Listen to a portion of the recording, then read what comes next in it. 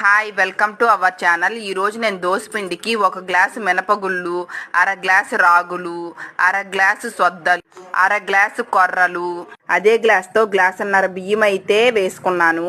వీటిని నేను ఒక 5-6 గంటలైతే నానబెట్టుకున్న తరువాత దోసపిండి అయితే పట్టించుకున్నాను. వీటన్నిటిని దోసపిండే రుబ్బే మిషన్ దగ్గరకైతే తీసుకెళ్లి దోసపిండి పట్టించుకొచ్చేసాను. ఈ దోసపిండిని ఓవర్ నైట్ బయటే ఉంచేసి పొద్దున్న చూసుకుంటే పొంగింది బాగా. మనం ఎప్పుడు వేసుకొని దోసపిండి కాకుండా ఈ విధంగా కూడా వేసుకొని దోశలు వేసుకుంటే హెల్దీ కూడా, పిల్లలు కూడా ఇష్టంగానే తింటారు. డిఫరెంట్ టేస్ట్ అయితే ఉంది ఈ దోశ.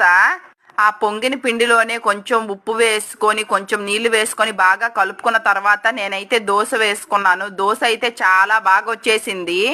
దోశతో నేను పల్లీ చట్నీ అయితే చేసుకున్నాను. దోశ టేస్ట్ చాలా బాగుంది. మీరు కూడా ఒకసారి ట్రై చేయండి. మా వీడియో నచ్చితే లైక్ చేసి సబ్స్క్రైబ్ చేసుకోండి ఫ్రెండ్స్.